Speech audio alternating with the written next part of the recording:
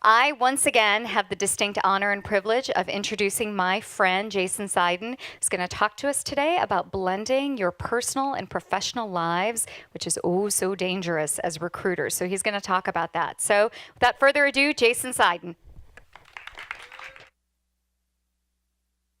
I feel like I'm in my living room. Welcome to my living room. So let's talk about personal and professional blending. I think there is a revolution going on. I think social media is a catalyst for this revolution.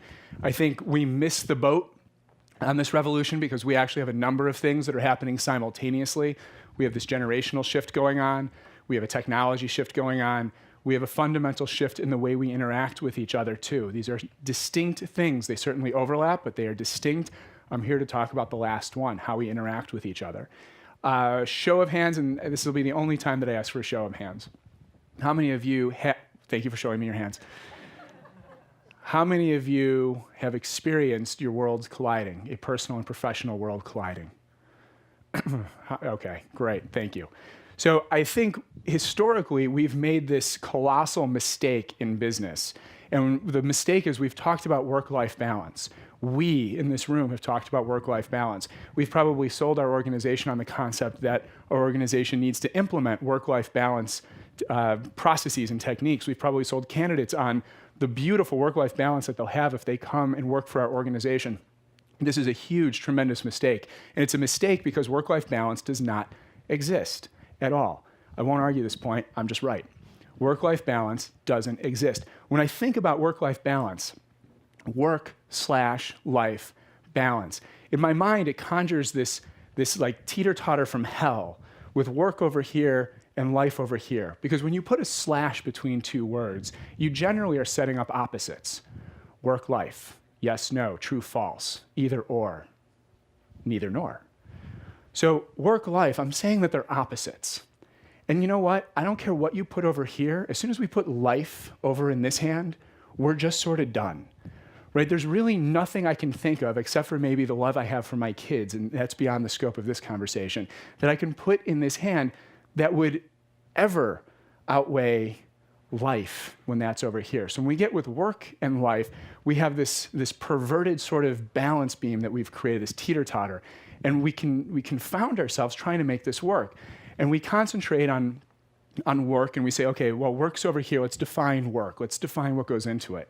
And then what happens is our brains are very bad at multitasking. I think we've all seen the statistics. We don't multitask very well. The average human brain can manage about 180 inputs a second.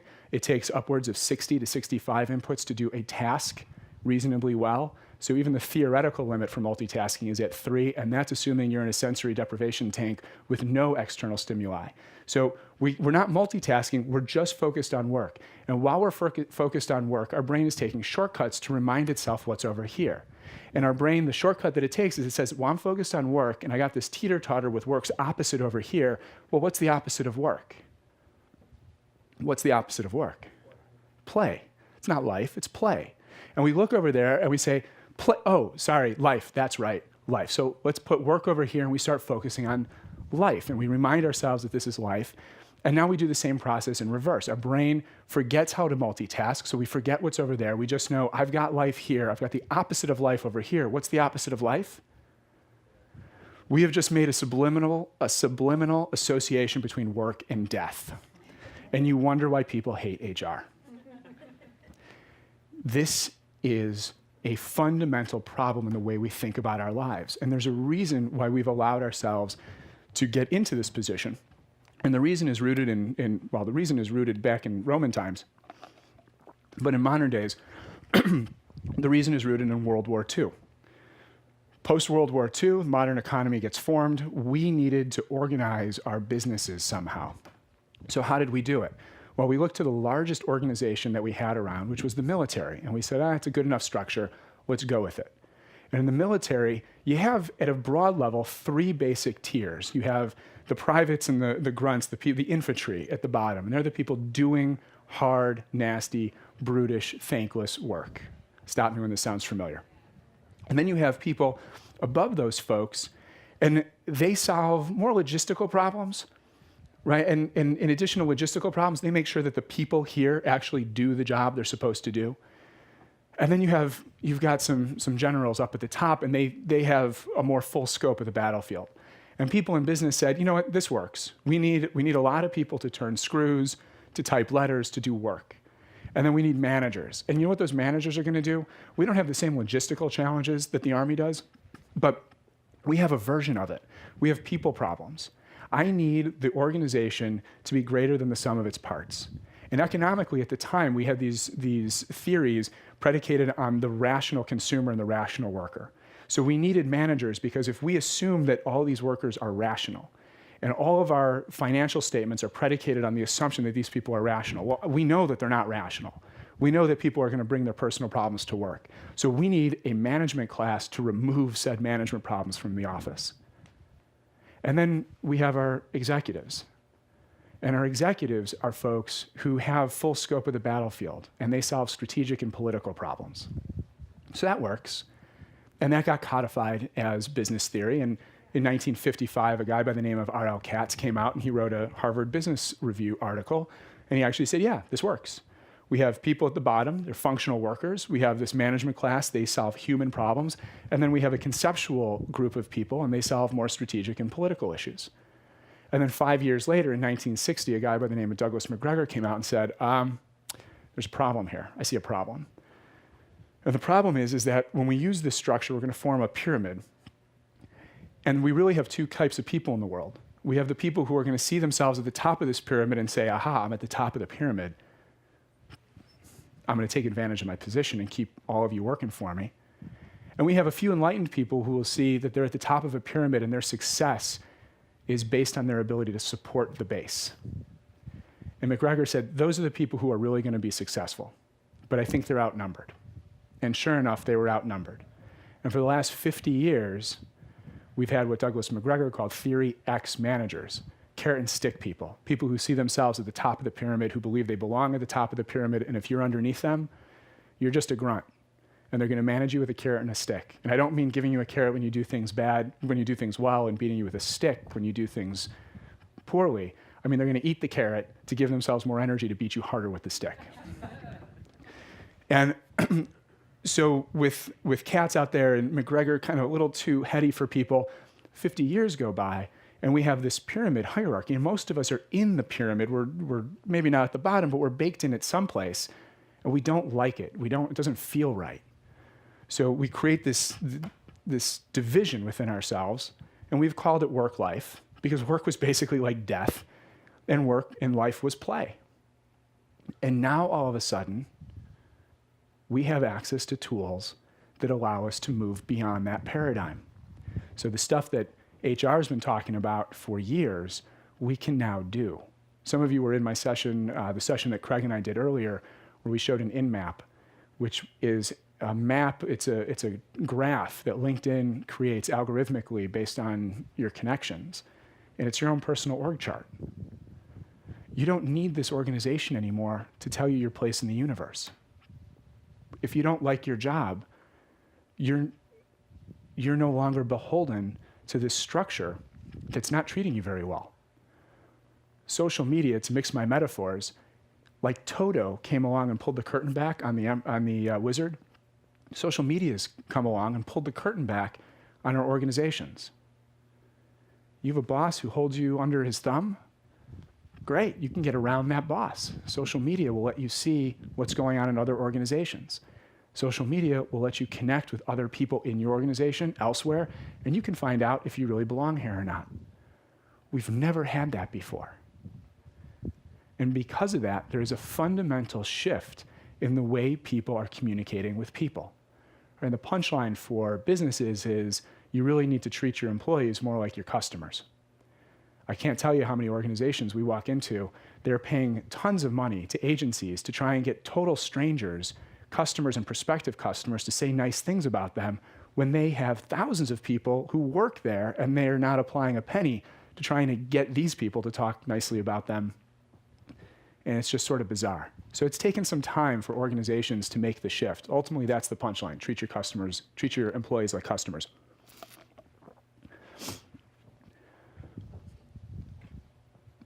But the point for a lot of us as individuals is before we get to that point, we're going to get to a point where our worlds have intertwined. And I'm not talking about work-life integration. Work-life integration still assumes that work and life are different things and they have points of integration. And by the way, I don't care what words you put after work-life, as soon as you say work/life, you've already sunk yourself. So what we're really talking about is a blending of our personal and our professional selves. A blending of our serious and fun selves. A blending of our entertainment-oriented and educational-oriented selves. Any two halves that you have are coming together on social media. Right? This is no different than Toto pulling back the curtain. You cannot be one person behind your own personal curtain and another person to the world. You used to be able to do this because you used to go home to be your family self, and you used to go to the bar to be a friend, and you go to work to be a coworker, and you'd go to a romantic place to be a good date. Now everybody is looking at the same 2 or 3 profiles online. You are who you are on Facebook to everybody who has access to your Facebook account. You are who you are on LinkedIn to everybody who has access to your LinkedIn account. My sister's on LinkedIn. What, I'm not going to accept her because she's family? She's not in my professional network? She worked for me for a summer. It's professional enough. And that's the thing that we miss. 50 years of talking about work-life balance, we have forgotten a key truth, which is our worlds were never really separate. 20% of the average person's Facebook friends are work-related. 59% of you have dated coworkers. I'm standing here wondering which 59%. 35% of the Fortune 500 are family-run. You going to tell me that there was ever a time that those companies didn't bring work home to Thanksgiving? It's always been blended. It was just a perversion of the way we organized ourselves to accommodate some incredible growth post-World War II that we ever allowed ourselves to believe that we could somehow have a different work life and personal life. So now these things are coming together. We've got this profersonalism. We've got our personal world and our professional worlds colliding. And if you buy that, then the question becomes, what do I do about it? And there's a few things you can do about it to make the shift go smoother. I'm going to run through these 5 very quickly. I'm going to open it up to questions, and then we're going to end early. The first thing you can do is own your story. Your whole story. You can't hide anymore. In a very profound way, the world has become far more pornographic. There's no romance anymore. You meet a new friend, you meet somebody before you go on a date, you know everything about them. There are people I do business with I have seen in a bathing suit because they post their vacation photos online. There is nothing or very little I don't know about these people. I know their hopes and dreams. I know the movies they like. I know their families. I know what words they can't spell because I've read their Facebook posts. You have to own your story. The question isn't anymore, should I tell this person or shouldn't I tell this person? The question is, how do I frame this because they're gonna know? And that starts by owning your story. And by the way, one story. One of the best things that you can do to be successful in a wow. Note to self, make sure I get my own words right. In a professional world is know the one story that's most important to you. Don't be 2 things. I had a PR person who I was looking at using for PR, and she said, well, I do PR and I also bake cookies. I have a cookie baking business. And I stopped her. I said, listen, if that's true, you will never be my PR person. You may be the greatest PR person in the history of the world. I will never hire you. Because if you are 2 things, then I will never have more than 50% of your brain space. And I want 100% of the brain space of the person who's working for me. Now, if you tell me that you, as a newly minted graduate who's learning her way through PR, has a cookie business and you're using that to experiment with PR techniques, I will love you to the end of time. And you can have your cookie business and have my business as well. Because in that case, there's one thing. It's just the way it's framed. That is the single biggest mistake that I see people make in this professional world is they say, okay, I'm going to own my story. Here are my 2 things. Here are my 3 things. Can't do that. You need one story. You can have as many subplots as you want, but there needs to be one hook. Second thing you can do, so you can be flexible. If you wanted work-life balance, then really what you wanted was balance. Well, balance doesn't come from rigidity, and it doesn't come from putting your world in boxes. It comes from being flexible and adaptable. Nobody in the world has ever seen a rigid gymnast with great balance. The same is true for your life. It's a little harder to see with work and life and personal and professional and educational and everything else you're doing, because we're talking about conceptual items as opposed to what a gymnast does, which is physical. But balance comes from flexibility. Your world should be uncomfortable the way that sitting on a yoga ball is uncomfortable. Communicating in a Profersonal world is not like sitting on this couch where you can get one spot, get cozy, settle in, and be done. It's like sitting on a yoga ball. There's always some muscle, some core muscle that's tensing. Could be in your legs, could be in your stomach, could be in your butt, I don't know. But something is uncomfortable and something is tensing. That's flexibility. That leads to balance. Third thing that you can do is periodically review the company you keep.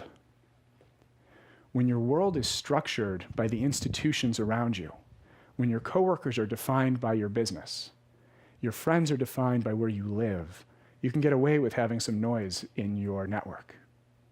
When your network is defined by you, and you have total control over the people you interact with, when you can choose to be friends with your hometown friends or to meet and grow a network of people you've met at conferences, then you really lose the excuse to have a lot of noise in your network.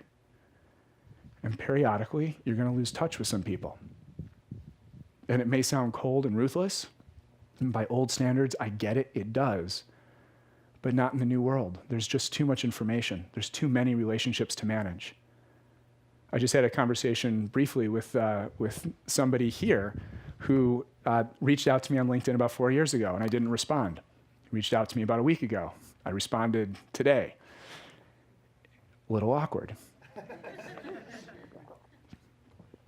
I appreciate that, Mike. I didn't have space in my world for this person. The human brain can only manage 148 relationships at a time. And we know this from studying cavemen and monkeys and modern society. All primates. Why do we have this big brain? Turns out because primates build trust-based one-on-one relationships. We don't move in herds. We don't move in schools. We form our own relationships. Deciding whether or not we're going to trust somebody and build a relationship with them takes a lot of brain space. That's why we have these big brains. And even with all that gray matter, we can still only manage 148 relationships on average. If you're going to have new relationships that help you moving forward, every once in a while you're going to have to jettison an old relationship that might be holding you back.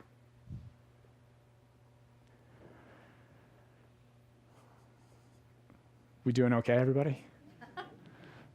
You're either riveted or I'm putting you to sleep.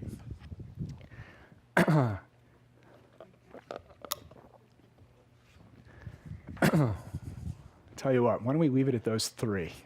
I don't want to totally fry your brains. That's a great place to start. One story. Be flexible. Don't be afraid to remove some connections now and then. There are a lot of rules of the road to succeeding in a Profersonal world. If you just start there, you're on a good path. And I don't think there's turning back. I don't know anybody who really would want to. I know that the future can be uncomfortable. I know nature abhors a vacuum, so if you can't see the future, you might be tentative about moving there. But wow, it's not like corporate America doesn't have room for improvement, is it? So if we can move to a place where we're more project-based, where we have more control over our world, and the price we pay for control is that it becomes one world that we're in control of as opposed to two different worlds, I'd sign up for that. Some of you might be old enough to remember the McDLT from McDonald's. You guys remember that sandwich? Hot side hot, cold side cold. It came out in 1986. By 1991, it was dead.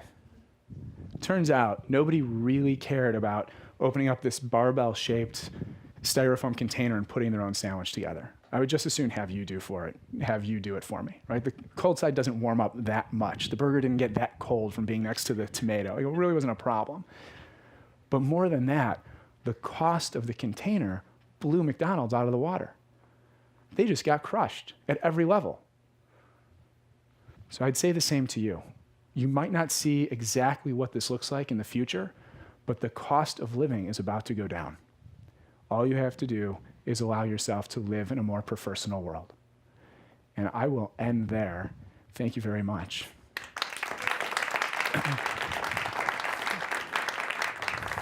And Lori, I know you've got a microphone. If anyone has questions, I mean, this is an unconference, so rather than just me talk, why don't we... Oh, we have a question right here. This is easy for me. Don't you think that employers will need to adjust before anybody can really be comfortable blending too much the personal and professional? No, I don't. I think, I think what underpins your question is true. Won't employers have to adjust? Yeah, I think within the next 10 to 20 years, we will see a fundamental shift in the value proposition between employers and employees. That relationship will look fundamentally different. Don't we have to wait for that before we can really embrace? Absolutely not. One of the games I play with people is called the 100% responsibility game. Nobody has responsibility for your happiness except for one guess, right? There are always problems in your life. There are always people holding you back. There are always obstacles in your way. So you might not be able to move directly to a full profersonal experience, but you could probably take a step. So if your company's in your way, will that block you from living a completely? Yes, it will block you. Is that a gate that means you shouldn't even start? No, you got to start moving, because unless you start moving and start putting pressure on your organizations, they won't ever shift. So if you want to live this life, you have to start in advance of other people. You have to be the example. I think there was a question in the back, and Tin Cup wants to start some trouble too, Larry. Okay, well, we'll do question in the back here. Either one of you? Oh, you have one. Okay. So for those of us that have the Facebook profile, the Twitter profile, the LinkedIn profile, and the Foursquare profile, how much do you suggest that we share on those profiles, and how much do you suggest that we keep our family as opposed to our work life? Great question. So I look at it more like guidelines than rules, right? And there's precedent for this. Friday night comes. You have a formal function, and you have a beach party to go to. And kudos to you for living someplace where you're on a beach. Those two events have different protocols. You wouldn't dress the same for both events, right? You would dress differently. Same you, different protocol. Similarly, online, I think each one of these sites has a different protocol. You can get away with things on Facebook that you can't get away with on LinkedIn, right? I have seen my clients in bathing suits on the beach on vacation on Facebook. And you know what? It's okay, right? There's still a protocol. If I handle that the wrong way, it's creepy, right? If I handle it the right way, it's endearing, and it's, it closes a gap. It's profersonal. So my recommendation is understand the protocol on each of these sites. Follow the protocol. Let the activities you engage in be dictated by the protocol of the sites. Don't think that for a minute you're going to be able to set your privacy settings such that you will always be able to freeze out work people from Facebook and vice versa. It's just not going to happen. 20% of your friends are on Facebook. On Facebook are your work-related friends. Well, there goes that. Yeah, and you guys are recruiters. You're good at this. You know how to get around that stuff. And if you can't, how far away are you from a friend of a friend who has access to those pictures? So rather than say, okay, Facebook is going to be all of my family and friends, and LinkedIn is going to be all my professionals, just understand the protocol and say, whoever I'm talking to on Facebook, it could be somebody from work, it's probably going to be a friend, but it's a friend-based, that's a beach party protocol. And on LinkedIn, it's probably going to be a professional contact. It could be a friend or family, but that's going to be me dressed up for a business formal function. And then let your behavior follow from there. Great question.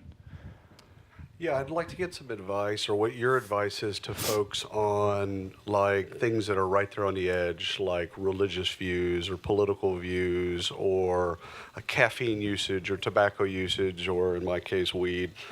But ultimately, like, what's okay? Like, if you're telling people to be genuine, which is, totally comfortable there being genuine, but my genuine might insult your peanut butter or whatever that metaphor is. Like, so I can be genuine, but that ultimately might offend you. You could be genuine, but if you're an asshole, you're a genuine asshole, right?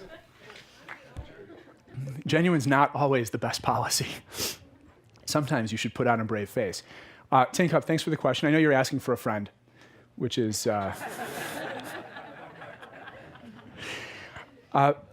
those issues have always been around. I did work with a client who was selling to institutions of higher education, which tend to skew blue in the political spectrum. And this particular gentleman was an organizer in the RNC. And for those of you who skew blue, RNC is the Republican National Committee. And he came up to me after a session and said, I think I just realized why I don't get a lot of callbacks. That was information he took down from his profiles. You are who you are. It may work for you, it may work against you. You are fortunate if all the stars align and you get to be the true, authentic, complete you every single day of your life. That is a beautiful thing. That is multiple lifetimes to find that happiness. Right? That is what life is about. That is the search for nirvana. When those stars align, you're done. You can get hit by the proverbial bus the next day, and you're okay with it because life has meant something. You have found your meaning. You probably are not at that point today. So you can be as authentic as you want. You also have to live in the real world. There are things in my life I would love to share with the world. It would make my life so much easier. But it might impact my ability to do business with certain people. And I don't know. So I choose to keep those things private. Unfortunately, what's good for you in a professional setting, what's good for you in a social setting, is oftentimes bad for you personally. You have to swallow some things. But this isn't any different than telling a white lie to a friend, because the truth would just be crushing.